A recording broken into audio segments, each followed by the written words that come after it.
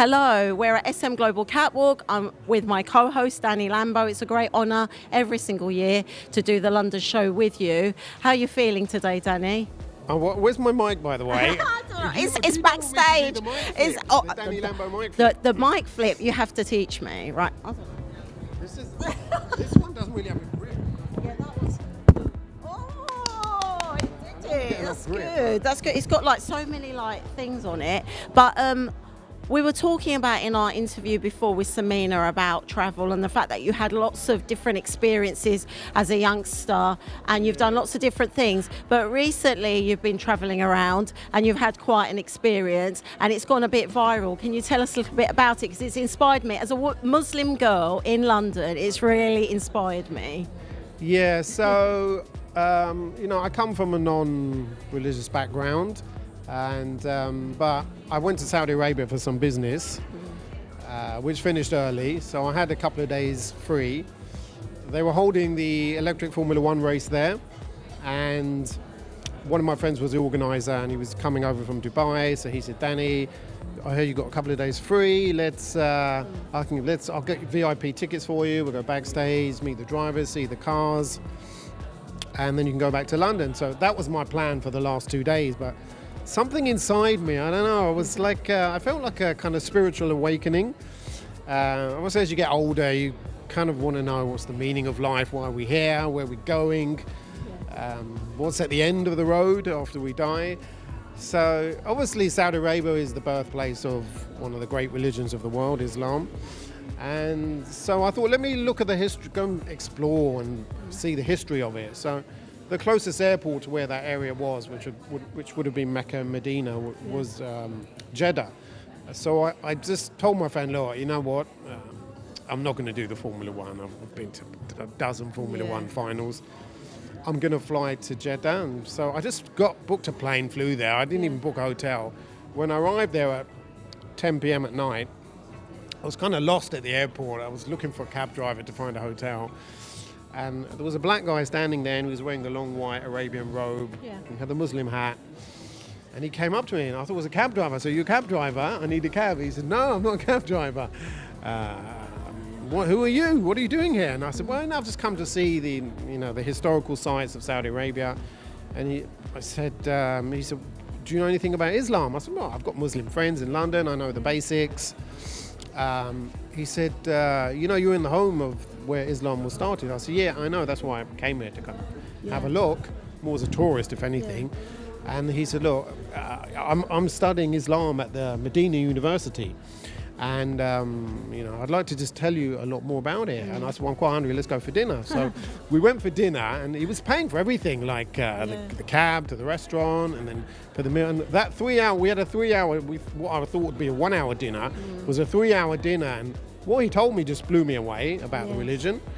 And obviously Islam has a lot of negative media, terrorism and all this violence and, degrading to women and stuff. But when I asked him a lot of these questions, these were negative impressions that I had as well, unfortunately. But he had an answer for everything that made sense to me.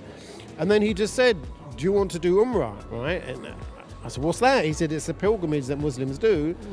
And you have to become a Muslim and then go there. So I said, something inside me said, yes. I just did it. Amazing. So we went straight there. We just booked a hotel, dumped our luggage. We left at 2 a.m. in the morning.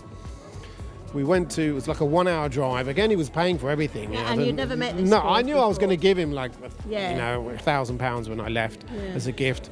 Never met him before, but he's the most honest guy I've ever met. Yeah. And, sometimes people you meet can change your life. Of course. Whether it's someone you marry or someone who inspires you or becomes someone who becomes your best friend. So we went to, Samina was an example, been with her 10 plus years now. Yes. So we went there first to part of the Umrah trip. You go to a mosque where the daughter of the Prophet Muhammad, peace be upon him, Aisha, she built this mosque, the first mosque. So we went there and we prayed. And then we went to Mecca where the Kaaba is. I'm sure most people are familiar with the Kaaba, which was the first house of God that Abraham built. And when I'd walked in, I saw her. I just broke down in tears. I know, it's very emotional. And he was filming everything. He's an amateur photographer, Yes. so he was filming everything Filming all and of taking you. pictures. I saw that footage. And then people coming up to me and hugging me, and then It's you walk emotional. around it 7. There's a whole thing that you have to do, and Yeah.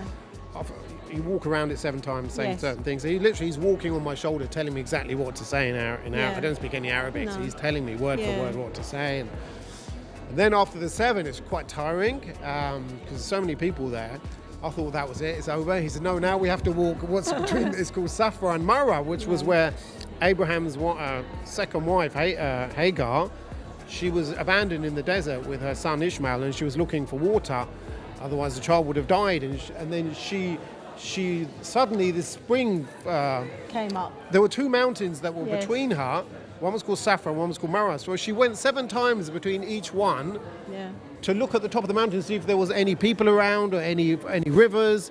And on the 7th time that she went, she saw spring water coming up from where she'd left her child. So she ran there. This was a miracle that God had done.